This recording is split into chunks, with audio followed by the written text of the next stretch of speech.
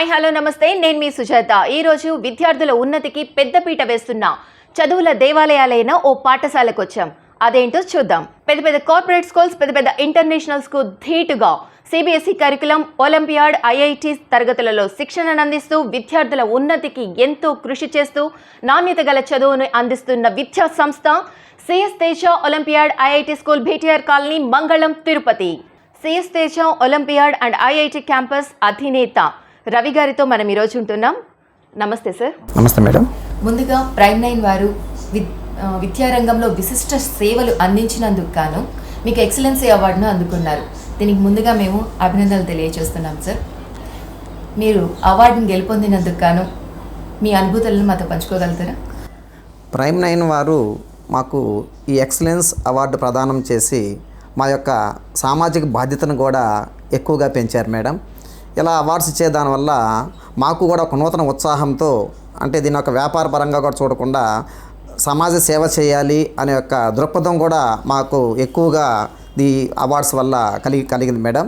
దీనికి మేము కూడా వాళ్ళకి ప్రత్యేక ధన్యవాదాలు తెలియజేసుకుంటున్నాం మేడం. అంతేకాకుండా ఇప్పుడు మీ పాఠశాలలో ప్రీ ప్రైమరీ పిల్లలకు సిబిఎస్ఈ కరికులం స్టార్ట్ చేస్తామని చెప్తున్నారు. అంటే ఆ వయసు పిల్లలకు అంత నాలెడ్జ్ అనేది వాళ్ళు తీసుకోగలుగుతారా? మంచి క్వశ్చన్ వేశారు మేడం. ఆ వయసు పిల్లలు ఎక్కువగా కూడా విని చూసి తెలుసుకునే సామర్థ్యము, వాళ్ళకి ఉత్సాహం ఎక్కువగా ఉంటుంది మేడం.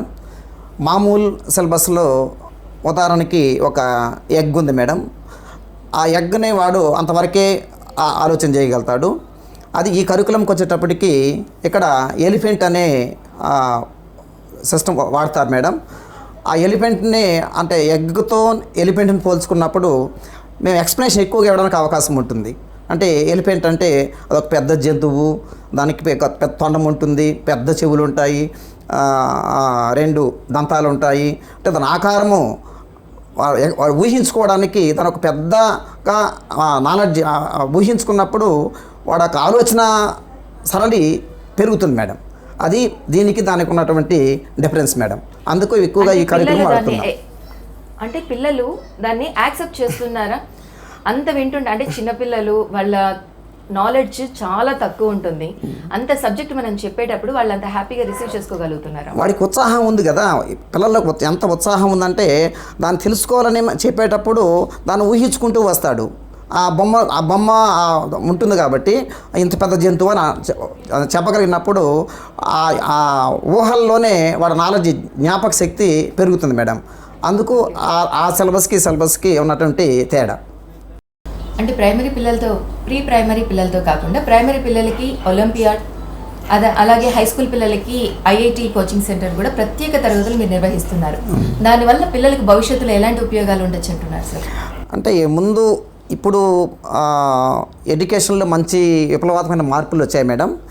దీంట్లో ఇప్పుడు మెడిసిన్, ఇంజనీరింగ్ కంటే కూడా ఎక్కువగా సాఫ్ట్వేరు, హార్డ్వేర్లో వెళ్తేటప్పుడు, అలాగే ఐఐటి, జేఈ మెయిన్స్లో వీళ్ళు సెలెక్ట్ అయ్యేసి మంచి శాలరీస్ తీసుకోవాలనుకున్నా, వీళ్ళు ఉద్యోగాలు పొందడమే కాకుండా వీళ్ళు ఉద్యోగులు ఇచ్చే స్థాయికి కూడా ఎదగాలనుకుంటే వాళ్ళకి ఈ వయసు నుంచి ఈ కాంపిటేటివ్ ఎగ్జామ్స్ ఎలా రాయాలి, ఆ కాంపిటేటివ్ ఎగ్జామ్స్ మెథడ్స్ ఎలా ఉంటాయి అనేది ఈ వీటిల్లో డెప్త్గా ఉంది. కాబట్టి ఎక్కడి నుంచి మనం వాళ్ళకి పిల్లలకు మనం ఇది అందిస్తే వాళ్ళకి భవిష్యత్తులో ఇది ఎక్కువగా ఉపయోగకరంగా ఉంటుందనేసి ఈ నిర్ణయం తీసుకొని దీన్ని చెప్తున్నాం మేడం. అంటే మీరు ఇప్పుడు క్లాసెసే కాకుండా ఆటోమేటిక్గా ఎగ్జామ్స్ని కూడా కండక్ట్ చేస్తున్నారా? చేస్తున్నాం మేడం, ఖచ్చితంగా చేస్తున్నాం మేడం. దానికి స్పెషల్గా టీచర్స్ని పెట్టున్నాము.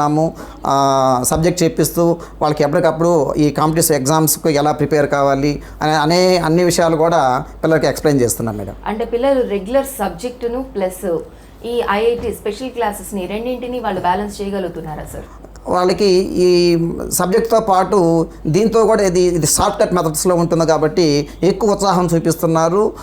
దీనికంటూ మేము ఇప్పుడు 45 మినిట్స్ క్లాస్ అనుకోండి, ఒక 5 మినిట్స్ని రెడ్యూస్ చేసుకొని స్పెషల్ అక్కడ కూడా టైం తీసుకొని ఇక్కడ వాళ్ళకి మళ్ళీ ఆ క్లాస్ని కూడా మేము ఇస్తున్నాం మేడం. స్కూల్ టైంలోనే కూడా అడిషనల్ బర్డన్ లేకుండా ఇక్కడే వాళ్ళకి ఆ క్లాసెస్ అందిస్తున్నాం. Okay sir. విద్యార్థుల కమ్యూనికేషన్ స్కిల్స్ని ఎలా అభివృద్ధి చేస్తున్నారు సార్? కమ్యూనికేషన్ అనేది నిజంగా అయితే ఇంట్లోనే నేర్చుకొని వస్తారు మన పిల్లలు. అంటే భాష అనేది ఇంట్లో నేర్చుకొని వస్తారు. ఇక్కడికి వచ్చినాక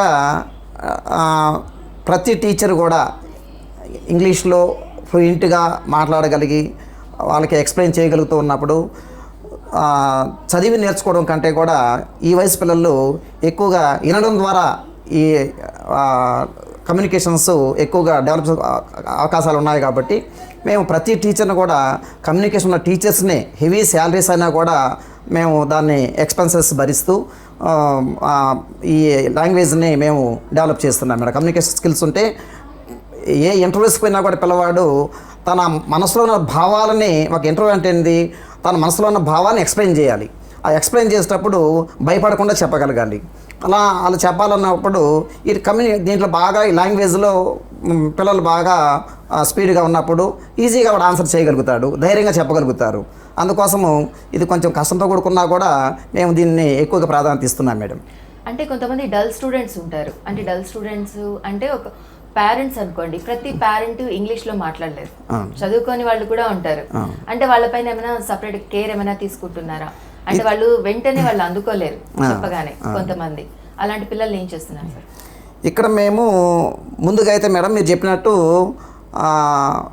అంటే పేరెంట్స్ ఇద్దరుగాన ఎడ్యుకేటెడ్ అయినప్పుడు వీళ్ళు ఇక్కడ మేము కమ్యూనికేట్ డెవలప్ చేసినా కూడా ఇంటికి వెళ్ళినాక మా పేరెంట్స్ ఎవరు మాతో మాట్లాడడం లేదు సార్ అనే స్టూడెంట్స్ నుంచి కూడా మాకు కంప్లైంట్స్ వస్తున్నాయి.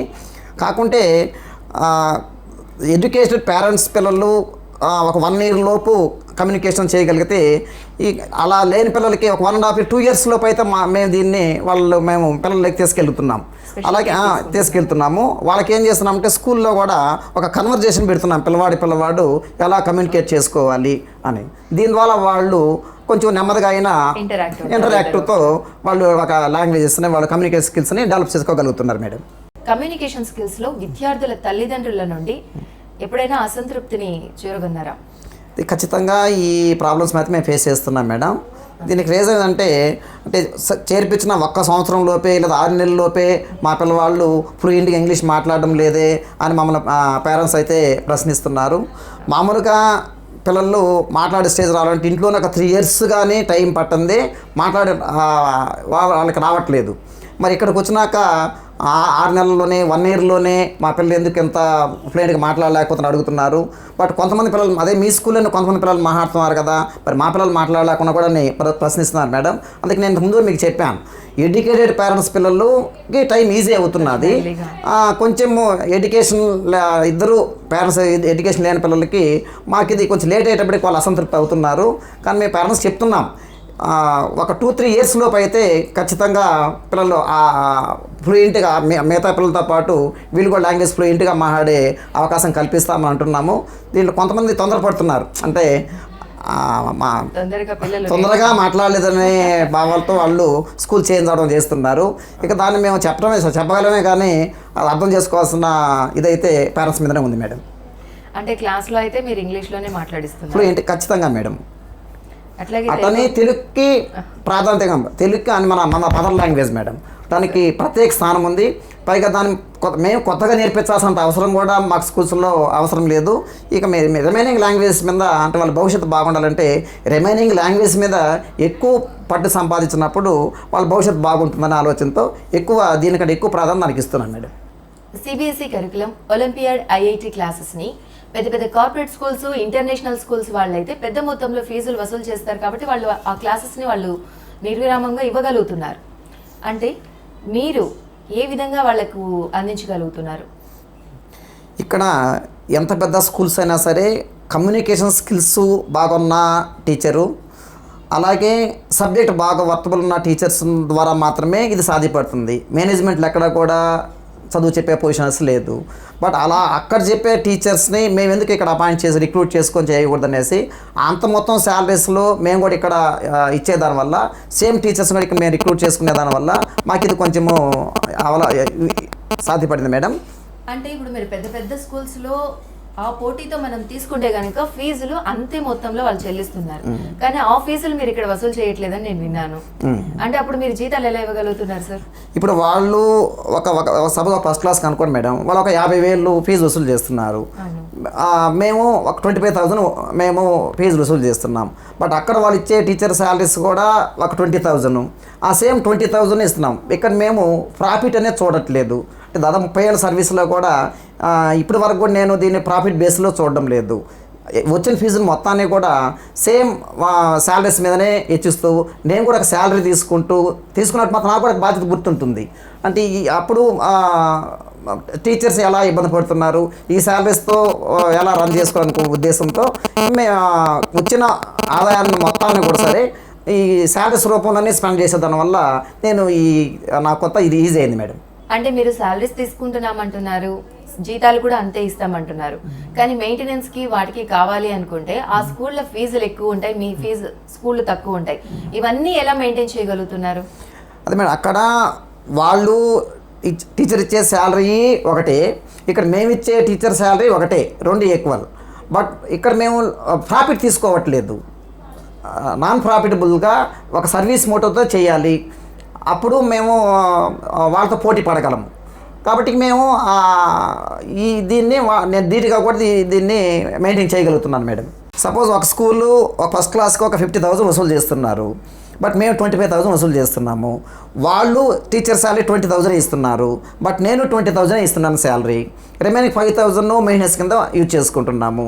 కాబట్టి మేము సింగిల్ బ్రాంచెస్తో రన్ చేస్తున్నాము. కాబట్టి వాళ్ళకి అదర్ బ్రాంచెస్ పెట్టే అవకాశాలు వాళ్ళకి వస్తున్నాయి. కానీ స్టడీస్ విషయంలో ఎక్కడ మేము రాజీ పడడం లేదు. ఎక్స్పెన్సెస్ ఒకటే ఇద్దరికి, అక్కడికి వచ్చే ఎక్స్పెన్సెస్ ఇద్దరికి ఒకటే. కానీ వాళ్ళకి యాక్సెస్ ఉండే దానివల్ల బ్రాంచెస్ ఓపెన్ చేయగలుగుతున్నారు. మేము సింగిల్ బ్రాంచెస్తో మెయింటైన్ చేస్తున్నాం. అంటే కార్పొరేట్ స్కూల్స్ ఇంటర్నేషనల్ స్కూల్స్ తో పోల్చుకుంటే మన ఫీజు తక్కువే సార్, కానీ ఇక్కడ ఉన్న లోకల్ స్కూల్స్ తో పోల్చుకుంటే మన ఫీజు ఎక్కువ అని చెప్పి చుట్టుపక్కల వాళ్ళు చెప్పడం విన్నా నేను. అంటే దీనివల్ల మీరు ఏమైనా ఎప్పుడైనా ఇబ్బంది పడ్డారా? అంటే అడుగుతారు కదా మన పేరెంట్స్, మిగతా స్కూల్స్లో ఫీజు తక్కువ తీసుకుంటున్నారు సార్, మీ స్కూల్లో కొంచెం ఫీజు ఎక్కువ కదనేది మ్యాక్సిమం పేరెంట్స్ అడుగుతున్నారు మేడం. కాకుండా మేమేం చెప్తాం పేరెంట్స్ కంటే, అక్కడ టీచర్ శాలరీస్ ఇచ్చే శాలరీస్ వాళ్ళకి తగ్గుండొచ్చు, బట్ నేను ఇక్కడ మీరు చెప్పినట్టు ఇంటర్నేషనల్ స్కూల్స్తో ఉన్న శాలరీస్ ఇచ్చేదానివల్ల ఈ మినిమం ఫీజెస్ లేకుండా నేను క్వాలిటీ ఆఫ్ ఎడ్యుకేషన్ ఇవ్వడానికి నాకు ఇవి సాధ్యపడదు కదా. కాబట్టి నేను ఈ ఫీజెస్ మినిమం ఫీజులు నేను తీసుకోవాల్సి వస్తున్నది మేడం. అంతేకాని దీంట్లో ఎలాంటి అంటే వ్యాపార దృక్పథం అయితే ఏం లేదు మేడం. అంటే మాత్రం పోటీ పడాలంటే ఈ ఫీజు లేకుండా నేను చేయలేకపోతున్నాము. అంటే పేరెంట్స్ ఎవరైనా వచ్చి అడిగినారా సార్ ఎప్పుడైనా మిమ్మల్ని ఫీజు తగ్గించండి, అంటే మాకు పక్కన ఇంత తక్కువ ఇస్తున్నారు, మీరు ఎందుకు మాకు ఇలా ఎక్కువ తీసుకుంటున్నారని అడిగారా? అడుగుతున్నారు. తర్వాత వాళ్ళు కూడా రియలైజ్ అవుతున్నారు మేడం. అంటే అక్కడ పిల్లల ఎడ్యుకేషన్స్కి ఇక్కడ ఉన్న ఎడ్యుకేషన్స్కి డిఫరెన్స్ చూసుకున్నప్పుడు ఖచ్చితంగా వాళ్ళు తర్వాత మళ్ళీ రియలైజ్ అవుతున్నారు. ఫైనల్గా సార్, మనం ముందుగా చెప్పుకున్నట్టు ప్రైమ్ 9 టీవీ వాళ్ళ దగ్గర నుండి మీరు ఎక్సలెన్సీ అవార్డుని పొందారు. అలా కాకుండా ఇంకేదైనా ప్రభుత్వం వారి దగ్గర నుండి మీకు ఏమైనా అవార్డులు దక్కించుకున్నారా? అవును మేడం, ఇప్పటి వరకు మాకు రాష్ట్ర ప్రభుత్వం నుంచి 2 ఇన్స్పైర్ అవార్డ్స్ వచ్చాయి మేడం. అలాగే రెండు ఇన్స్పైర్ అవార్డ్స్ వచ్చాయి మేడం. అలాగే సెంట్రల్ గవర్నమెంట్ కేంద్ర ప్రభుత్వం కూడా ఒక ఇన్స్పైర్ అవార్డు ఇవ్వడం జరిగింది మేడం. ప్రభుత్వం నుండి ఏ విధంగా తీసుకుంది ఇన్స్పైర్ అవార్డు మేడం? అంటే పిల్లల్లో ఈ సృజనాత్మకతని వెలికి తీసి తద్వారా మంచి పిల్లలకి మంచి నాలెడ్జ్ ఇస్తున్నాము అనేసి ఈ ఇన్స్పైర్ నామినేషన్లో వీళ్ళు అవార్డ్స్ పొందిన దానివల్ల మాకు సెంట్రల్ గవర్నమెంట్ కూడా మాకు అవార్డు ఇవ్వడం జరిగింది మేడం. Okay, excellence sir. మొత్తానికి ఈరోజు మాతో మీ అనుభవాలని అన్నీ పంచుకున్నారు, చాలా థ్యాంక్స్. ఇంకేంటండి ఆలస్యం, మొత్తానికి మీకు స్కూల్ మీద ఉన్న అనుమానాలు ఇంకేమైనా డౌట్స్ అన్నీ కూడాను మీకు నివృత్తి అయ్యాయని నేను అనుకుంటున్నాను. ముఖ్యంగా మీ పిల్లలను మంచి భవిష్యత్తుకి పునాది వేయాలి అనుకున్నా, వాళ్ళని మంచి స్థాయిలో నిలబెట్టాలి అని అనుకున్నా, CS Teja olympiad IIT school BTR colony మంగళంలో ఉన్న స్కూల్లో జాయిన్ చేయించడం అంటే నో డౌట్. కాబట్టి మీ పిల్లలను హ్యాపీగా ఈ స్కూల్లో జాయిన్ చేయించండి. Thank you. విద్యారంగంలో అడుగుపెట్టి దాదాపు 30 సంవత్సరాల సుదీర్ఘ ప్రయాణంలో పిల్లలకు మంచి చదువుని అందించడం కోసం మీరు ఎదుర్కొన్న సమస్యలు ఇంకేమైనా, అంటే ఇబ్బందులు ఏమైనా ఉంటాయి, కానీ కొన్ని విషయాల్లో చాలా ఆనందపడిన సందర్భాలు, సంతోషకరమైన సందర్భాలను అవి మా ఛానల్తో మీరు పంచుకోండి సార్. తప్పకుండా మేడం. ముఖ్యంగా ప్రతి పేరెంట్ కూడా కాన్వెంట్ అంటే ఇంగ్లీష్ మీడియం స్కూల్స్ అంటే కాన్వెంట్ లాగా ఇంగ్లీష్ మీడియం స్కూల్స్లో మా పిల్లల్ని చేర్పించినప్పుడు ఫస్ట్ ప్రధానంగా తల్లిదండ్రులు ఆశించేది మా పిల్లలు ఫ్లూయెంట్గా ఇంగ్లీష్లో మాట్లాడాలి అనే ఒక కాన్సెప్ట్ వాళ్ళలో ఎక్కువగా ఉంది. బట్ అలా దాన్ని అధిగమించాలంటే ఈ లాంగ్వేజ్ అనేది మొట్టమొదటిగా పిల్లలు ఇంట్లో నేర్చుకొని వచ్చే విషయం. ఇక్కడ ఎంప్లాయీస్ అంటే బోత్ అంటే తల్లిదండ్రులు ఇద్దరు కూడా ఎడ్యుకేటెడ్ పేరెంట్స్ అయినప్పుడు ఆ పిల్లల్లో కలిగేటువంటి కమ్యూనికేషన్ స్కిల్స్ త్వరగా రావడం జరుగుతున్నది. ఎడ్యుకేషన్ లేని పేరెంట్స్ యొక్క పిల్లల్లో కమ్యూనికేషన్ పెంచడానికి మేము కొంత హార్డ్ వర్క్ చేయాల్సి వస్తున్నది. హార్డ్ వర్క్ చేస్తున్నాం కూడా. అంటే వాళ్ళకి ఎలా ఉంటుందంటే అరే ఇంగ్లీష్ మీడియం స్కూల్ మేము జాయిన్ చేస్తున్నాము, ఫస్ట్ డే నుంచి ఈ రోజు స్కూల్లో ఏం చెప్పారు, అరే నువ్వు ఈ రోజు ఇంగ్లీష్ ఏం నేర్చుకున్నావు, అరే నువ్వు పోనీ ఒక నెల తర్వాత మీరు ఇంకా ఏంట్రా ఇంగ్లీష్ మాట్లాడట్లేదు అనేటివి చాలా వస్తుంటాయి కదా ఇబ్బందులు. అట్లా మీరు మిమ్మల్ని ఏ రోజైనా పేరెంట్స్ వచ్చి అడిగారు? వాళ్ళ కాన్సెప్ట్ అదే కదా మేము మెయిన్గా ఉంటుంది. వాళ్ళ ఉద్దేశం అంతా కూడా మా పిల్లలు చేర్పించాం 2 నెలలకి 3 నెలలకి ఇంగ్లీష్ మాట్లాడడం లేదే, మేము ఫీజులు కడుతున్నాం కదా, మేము ఏదో ఆస్తో కదా ఇంగ్లీష్ మీడియం చేర్పించినాము అనే ఆతృత వాళ్ళు తొందరగా ఉంటుంది. బట్ మనం అన్నమైనా సరే ముద్ద తింటే కడుపు నిండుతుందే కానీ ఒక్కసారికి మొత్తం అన్నం తినలేం కదా. అలా మాకు పిల్లల్లో దీన్ని డెవలప్ చేస్తూ వస్తున్నాం లాంగ్వేజెస్ని. అందుకే మేము ప్రతి అన్ని కార్పొరేట్ స్కూల్స్ నుంచి కూడా వాళ్ళు చేయగలిగి మేము ఎందుకు చేయలేకపోతున్నాము, ఎలా వీలుపడుతుందంటే ఈ కమ్యూనికేషన్ టీచర్స్ లాంగ్వేజ్ అనేది ఎప్పుడు కూడా ఇంగ్లీష్ మీడియం ఇంగ్లీష్ చదువుతాడు రాయగలుగుతాడు, బట్ కమ్యూనికేషన్ కాలేడు. బట్ కమ్యూనికేషన్ కావాలంటే కమ్యూనికేషన్లో టీచర్స్ కావాలి. బట్ ఈ టీచర్స్ని రిక్రూట్ చేసుకోవాలంటే ఇది కొంత ఆర్థికంతో ఎక్కువ శాలరీస్ ఇవ్వాల్సిన పొజిషను. బట్ ఇక్కడ ఫీజులు వచ్చేటప్పటికి మాత్రము మేము అంత ఫీజులు కట్టుకోలేము సార్ అని పేరెంట్ నుంచి వస్తున్నది. బట్ ఆశలు అయితే ఎక్కువ ఉంటున్నాయి. ఈ రెండింటిని సమన్వయం చేసుకుంటూ మేము ఇక్కడ కేవలం వచ్చే ఫీజెస్ ఈ శాలరీ సరిపోతే చాలు అని కమ్యూనికేషన్ టీచర్స్ని రిక్రూట్ చేసుకుంటూ తద్వారా దీన్ని ముందుకు తీసుకెళ్తున్నాం మేడం. నాది ఒక చిన్న క్వశ్చన్ సార్, ఏంటంటే కార్పొరేట్ పిల్లలు కూడాను చదువుతున్నారు, మంచి మార్కులు సంపాదించుకుంటున్నారు, వాళ్ళు కూడా 500 పైన ఇప్పుడు చూపెట్టగలుగుతున్నారు, కార్పొరేట్ స్కూల్స్ చూపెడుతున్నారు, మీరు కూడా 500 పైన మార్క్స్ చూపెడుతున్నారు. అంటే వాళ్లకు మీకు ఉన్న తేడా ఏంటి?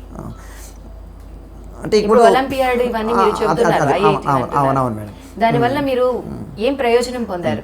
ఇప్పుడు 10th క్లాస్ మార్కులకి ఇక్కడే మేము చెప్పే ఐఐటి ఒలింపియాడ్కి అసలు సంబంధం లేని విషయం మేడం. ఎందుకంటే 10th క్లాస్ 100 మార్క్స్లో మ్యాథ్స్ రాశారంటే వాడు 100 కంటే ఎక్కువ తెచ్చుకోలేడు. బట్ ఈ రిజల్ట్ వాళ్ళకి ఎక్కడ ఉంటుందంటే ఇంటర్మీడియట్కి వెళ్ళినాక తర్వాత అక్కడ వాళ్ళు ఈ 500 వచ్చిన మార్క్స్ వచ్చిన పిల్లల్ని ఒక గ్రూప్ చేసుకోవడము, 550 వచ్చిన మార్క్స్ ఒక గ్రూప్ చేసుకోవడం, అంటే మార్క్స్ బేస్డ్ ఆన్ మార్క్స్ మీద వాళ్ళు సెక్షన్ డివైడ్ చేసుకొని ఆ పిల్లల్ని ఇంప్రూవ్ చేసే ప్రయత్నం వాళ్ళు చేస్తారు. బట్ ఇక్కడ 500 మార్క్స్ వచ్చినా కూడా సరే ఇక్కడ మేము మొదటి నుంచి వీళ్ళకి ఐఐటి ఒలింపియాడ్ చెప్పిన దానివల్ల అక్కడ వాళ్ళు దాదాపు ఒక 1 lakh వరకు ఫీజు అడిగిన వాళ్ళు, మీ ఇక్కడ ఐఐటి నేర్చుకొని వచ్చినాము ఇంటర్మీడియట్లో 1 lakh వరకు ఫీజు అడిగిన వాళ్ళు ఇక్కడ మేము ఐఐటి చదువుకు మా పిల్లలు వచ్చారని చెప్పినప్పుడు వాళ్ళు ఎంట్రన్స్ ఎగ్జామ్ కండక్ట్ చేస్తున్నారు. బట్ ఎగ్జామ్స్లో వీళ్ళు ప్రతిభ కనబరుస్తున్నారు. అప్పుడు వాళ్ళకి కావాల్సింది ఏంది, అప్పుడు ఈ మార్క్స్ పక్కన పెడుతున్నారు వాళ్ళు.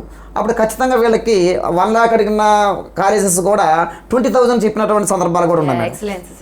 దీనివల్ల వీళ్ళకి చాలా సేవ్ అయ్యింది. అప్పుడు అర్థమవుతుంది పేరెంట్కి, ఇది మేము చదివించిన దానివల్ల మా పిల్లలకి ఎంత ఉపయోగకరం అనేసి. బట్ నువ్వు అక్కడ 1 lakh కట్టినా కూడా అక్కడ 2 yearsలో వాళ్ళు ఎంత నాలెడ్జ్ పిల్లలకి ఇవ్వలేరు కదా. బట్ ఇక్కడ ఈ బేస్లో వెళ్ళిన పిల్లలు రేపు ఐఐటి కానీ మెయిన్స్లో కానీ జేఈలో కానీ ఈజీగా ర్యాంక్ తెచ్చుకోగలుగుతున్నారు. అలాగే రేపు జాబ్స్కి వెళ్ళినప్పుడు ఒక 3-4 lakhs బేసిక్ శాలరీస్తో వాళ్ళు ఉద్యోగాలు తెచ్చుకోగలుగుతున్నారు. ఇది మాకు చాలా ఆనందాన్ని ఇస్తున్నది మేడం. అంటే ఇప్పటి వరకు వెళ్ళిన పిల్లలు చాలామంది మేడం అసలు వాళ్ళు మా దగ్గరకు వచ్చి చెప్తున్నారు, సార్ మా బేసిక్ శాలరీ అంటే ఇయర్లీ ప్యాకేజీ 40 lakhs 50 lakhs అంటే నేను 30 ఏళ్ళుగా స్కూల్లో ఉన్నాను, కనీసం 3 లక్షలు కూడా వెనకేసుకోలేకపోతున్నాను. మా పిల్లలు ఎంత అంటే ఒక విధంగా నా బిడ్డలే ఆ స్టేజ్కి చేరుకున్న అనుభూతి నేను పొంది దీంతో ఆనందపడుతున్నాను మేడం.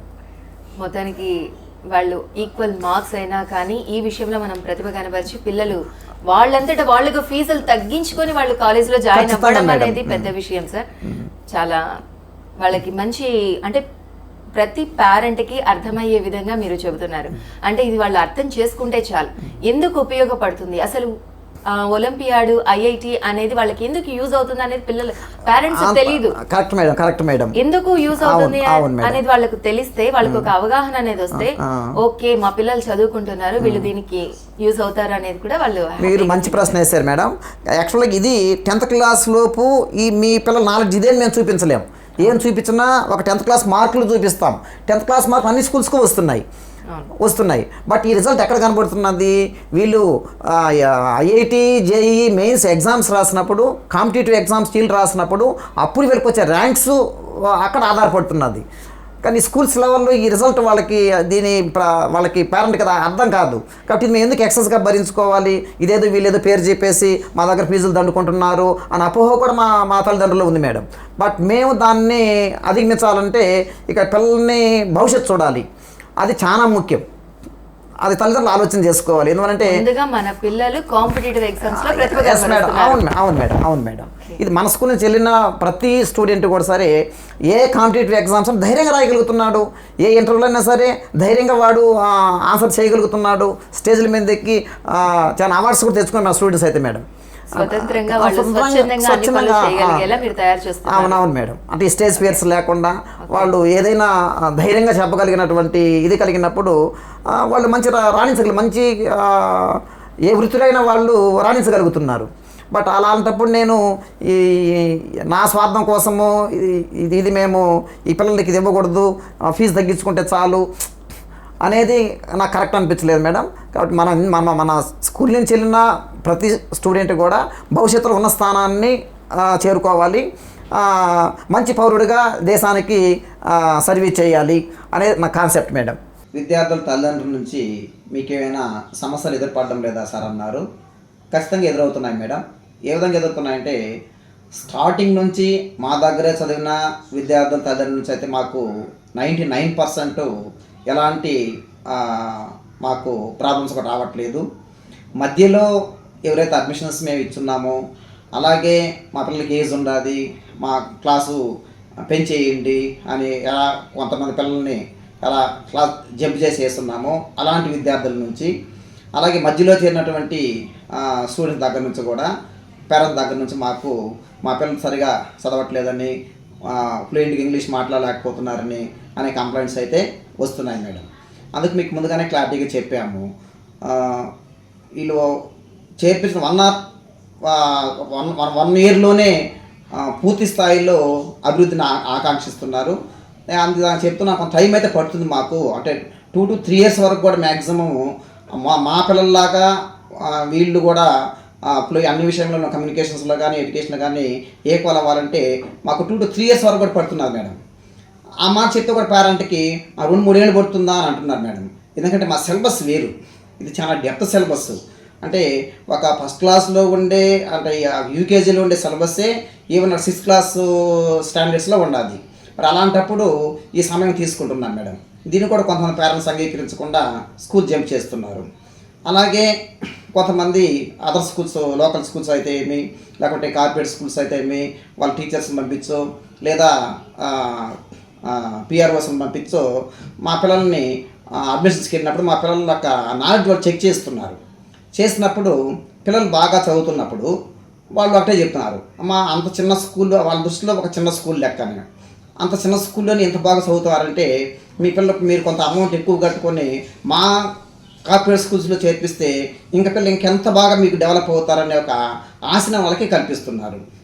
అలాగే ఈ మధ్యలో ఎవరైతే కంప్లైంట్స్ ఉన్నారో ఆ పేరెంట్స్ కలిసినప్పుడు, చూడమ్మా మీ పిల్లలకి సరిగా ఏం రాలేదు, మళ్ళీ మీరు ఎందుకు డబ్బులు ఎక్కువ కట్టి పెద్ద స్కూల్లో చేర్పించుకుంటే మీకు మంచి ఇంకా మీ పిల్లలు బాగా డెవలప్ అవుతారు కదని అట్లా 2 వర్గాలని ఇద్దరినే కూడా వీళ్ళు మోటివేట్ చేసేదానివల్ల దానికి కూడా కొంతమంది పేరెంట్స్ అట్రాక్ట్ అయ్యి వెళ్తున్నారు.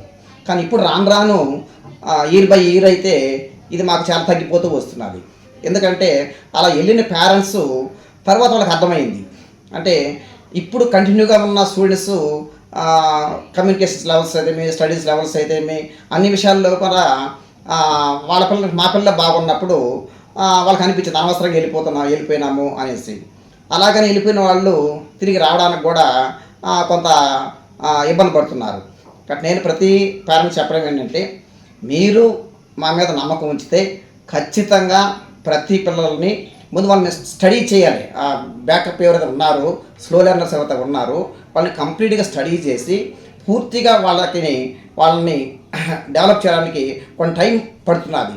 ఆ టైం వరకు మీరు వెయిట్ చేయగలిగితే ఖచ్చితంగా మీ అందరినీ కూడా డెవలప్ చేయగలం మేడం. ఇది మేము తల్లిదండ్రుల నుంచి ప్రధానంగా ఎదుర్కొనే సమస్య మేడం. Thank you madam. ఇంకోటి ప్రధానమైన ముఖ్య సమస్య ఇంకోటి ఉంది మేడం. ఎందుకంటే ఇప్పుడు మంగళం అనేది తిరుపతి వాళ్ళకైతేమి, లోకల్ స్కూల్స్ వాళ్ళకైతేమి అడ్మిషన్స్కి ఇది ఒక సెంటర్ పాయింట్ అయిపోయింది మేడం. దీనివల్ల ఏమవుతారంటే ఏ స్కూల్లో వెళ్ళినప్పుడు మా రవితేజ స్కూల్లో మా పిల్లలు చదువుతున్నారు అనగానే వాళ్ళు అక్కడ ఎంత ఫీజు కడుతున్నారో అడుగుతున్నారు. సపోజ్ అక్కడ ఒక 25,000 కడుతున్నామని చెప్పారనుకోండి, మా స్కూల్ అయితే 10,000గా చెప్పేస్తాము అని అన్నప్పుడు పేరెంట్కి మంత తక్కువగా చెప్తున్నారు అనేసి ఆశపడి వాళ్ళు అడ్మిషన్ చేస్తున్నారు. చేసినాక వాళ్ళకి 1 or 2 years తర్వాత మళ్ళీ యాజ్ యూజువల్గా వాళ్ళ ఫీజెస్కి వాళ్ళు వెళ్ళిపోతున్నారు. ఇక వెళ్ళిపోయిన పేరెంట్స్ తిరిగి స్కూల్కి రాలేక వాళ్ళు ఇబ్బంది పడుతున్నారు. ఇప్పుడు ఇవన్నీ కూడా పేరెంట్కి దృష్టిలోకి వచ్చేసాయి. కాబట్టి ఇప్పుడు రాను కొంతమంది పేరెంట్స్ చెప్పేస్తున్నారు, ఎవరన్నా వెళ్ళి ఫీజు తగ్గిస్తామన్నా లేకుంటే మా స్కూల్ మీద ఏదన్నా అలిగేషన్స్ చెప్తున్నా కూడా మీరు అలా మాట్లాడొద్దండి, మీ పని మీరు మీ స్కూల్ గురించి మీరు చెప్పుకొని వెళ్ళండి, అంతేగాని మీరు ఆ స్కూల్ గురించి మీరు ఇతర విషయాలు మాట్లాడదనేసి బ్లెంట్గా చెప్పేస్తున్నారు. అసలు మేము చేంజ్ చేసే ఉద్దేశాలు మాకు లేవు, మా ఇంటికి రావద్దని కూడా చాలామంది పేరెంట్స్ వాళ్ళకి చెప్పడం జరిగింది మేడం. అలాంటి పేరెంట్స్ అందరికీ కూడా నేను ప్రత్యేక అభినందనలు, ప్రత్యేక ధన్యవాదాలు తెలియజేసుకుంటున్నాను madam. Thank you madam. School గురించి ఎన్ని విషయాలు అంటే పేరెంట్స్లలో ఉన్న అపోహలన్నీ మీరు పోగొట్టినందుకు ధన్యవాదాలు సార్. మా ఛానల్ తరపు నుండి మీకు కృతజ్ఞతలు తెలుపుకుంటున్నాం. మాకు కూడా మీరు ఈ ఇంటర్వ్యూ ద్వారా మా తల్లిదండ్రుల్లో ఉన్నటువంటి అనుమానాలను నివృత్తి చేయడానికి మాకు కూడా మీకు మంచి అవకాశం కల్పించారు మేడం. మీకు కూడా మేము మా సంస్థ తరపున మీకు ప్రత్యేక అభినందనలు, కృతజ్ఞతలు తెలియజేసుకుంటున్నాను madam. Thank you madam. Thank you.